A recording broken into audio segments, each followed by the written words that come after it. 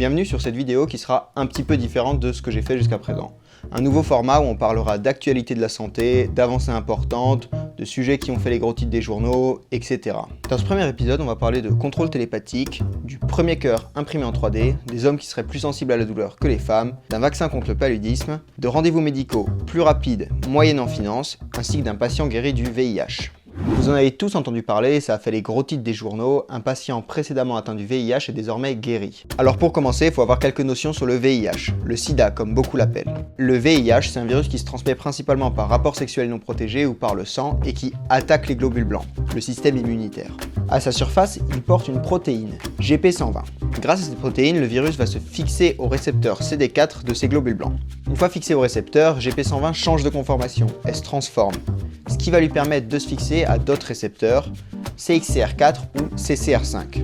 Grâce à eux ou à cause d'eux, le virus peut entrer dans la cellule et l'infecter. Revenons à notre sujet principal. Le patient de Londres a été diagnostiqué du VIH en 2003 et il prenait une trithérapie depuis 2012. La même année, il a été diagnostiqué d'un lymphome de Hodgkin, un cancer du sang où le nombre de globules blancs va augmenter. Pour soigner ce cancer, les médecins lui ont fait une greffe de moelle osseuse en 2016.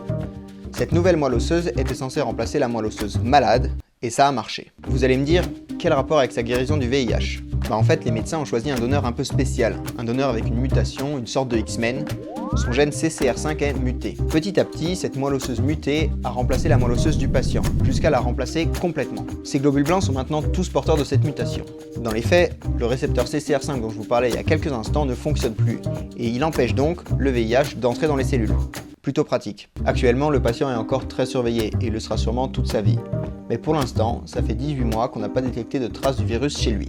C'est pas la première fois qu'un cas comme ça arrive. Timothy Brown, le patient de Berlin, a bénéficié d'une greffe du même genre suite à une leucémie et n'a plus de signes du virus depuis 2007. Mais du coup, pourquoi on fait pas ça pour tous les patients atteints ? Bon, déjà, cette mutation ne protège pas contre tous les types de virus. Certains virus ne passent pas par le récepteur CCR5 par exemple. Et puis, actuellement, une greffe est beaucoup trop risquée pour être un traitement pour tous les patients. Ça implique de prendre un traitement qui détruit tout le système immunitaire avant la greffe, puis un traitement anti-rejet très lourd, alors que la trithérapie est actuellement très bien tolérée et offre une espérance de vie quasiment aussi longue que le reste de la population. On enchaîne avec le cas de l'entreprise Doctochrono qui a fait réagir plusieurs médecins sur les réseaux sociaux. Cette entreprise, créée en avril 2018, propose de vous trouver un rendez-vous médical en moins de 48 heures. A priori, quelque chose de plutôt pratique. Là où ça commence à poser un peu problème, c'est qu'il faut payer 30 à 40 € en plus du rendez-vous médical, non remboursé par la sécurité sociale bien sûr. Mais pourquoi on en parle maintenant ? Eh bien le 5 avril dernier, le compte Twitter Fredo Radio lance l'alerte sur les pratiques de cette entreprise. Cette alerte est relayée, sur Twitter également, par le docteur Marty, président d'un syndicat de médecins, l'Union française pour une médecine libre.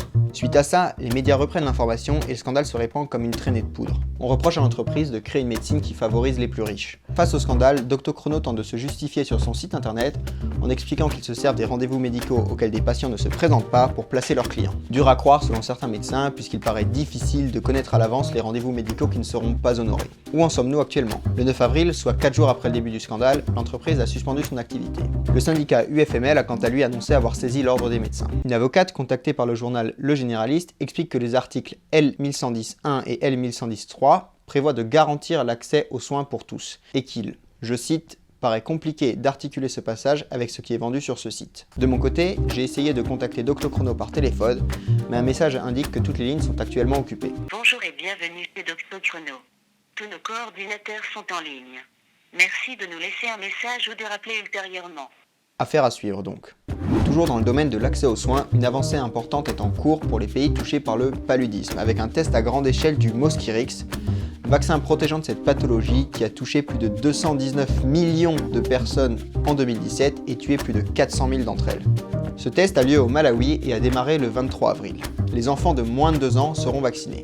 Le Kenya et le Ghana devraient également lancer une campagne incessamment sous peu. Pour l'instant, le vaccin ne protégerait que dans 39% des cas. Mais rapporté aux 219 millions de personnes atteintes, on dépasse quand même les 80 millions de personnes protégées de ce parasite. Un bel espoir pour ces pays et leurs habitants. On a tous déjà entendu que les hommes sont plus douillets que les femmes. Eh bien, selon une étude parue dans Current Biology, ce n'est peut-être pas juste un stéréotype. Tout commence avec une étude qui veut étudier la transformation d'une douleur aiguë en une douleur chronique. Le but de l'expérience est de créer un modèle d'hypersensibilité conditionnée. En gros, de créer une situation dans laquelle les sujets seront plus sensibles à la douleur. Pour commencer, les chercheurs ont créé un protocole pour tester la sensibilité des souris. Un stimuli douloureux thermique, autrement dit une douleur créée par la chaleur, était appliquée sur la patte arrière des sujets tests. Les chercheurs mesuraient le temps de réaction de la souris pour éloigner sa patte de la source de la douleur. Après ça, ils injectaient un acide dans l'abdomen de la souris, ce qui déclenchait des contractions abdominales douloureuses pendant 1 heure. Pendant toute cette première étape, la souris était posée dans une boîte de forme ronde dans une pièce A. 24 heures plus tard, les chercheurs placent la moitié des souris dans des boîtes d'une autre forme, rectangle cette fois, et les posent dans une pièce B, différente de la pièce A.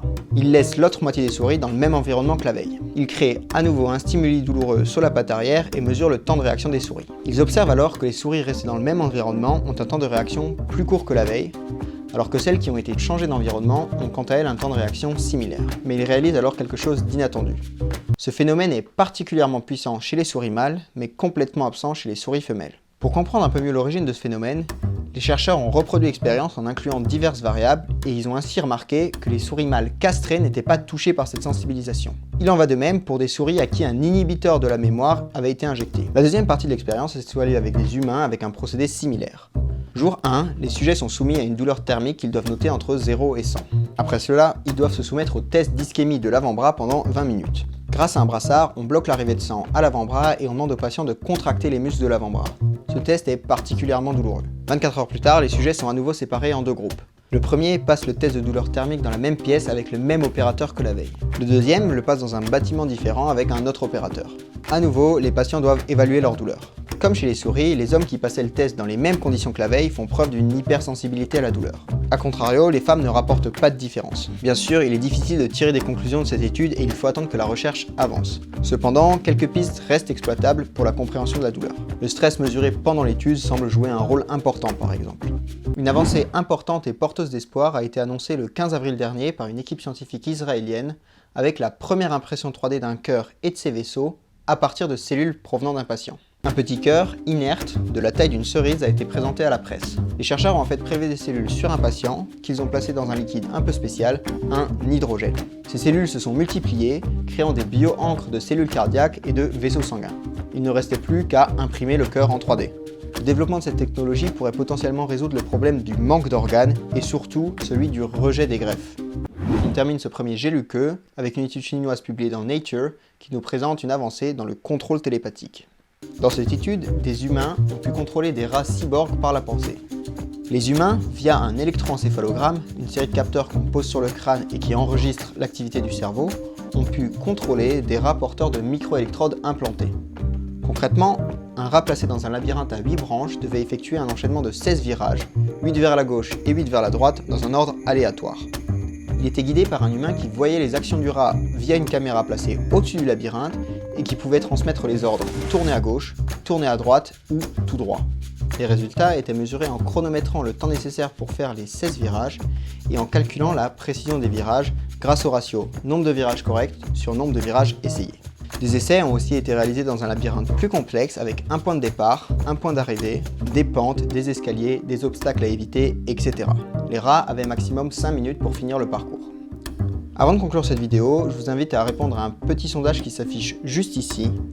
Est-ce que vous consultez les sources des vidéos de vulgarisation que vous regardez? Voilà, j'espère que ce nouveau format vous a plu. N'hésitez pas à me dire ce que vous en avez pensé en commentaire. Je vous invite à vous abonner, à liker, à partager la vidéo, c'est vraiment super important pour le développement de la chaîne. À la prochaine.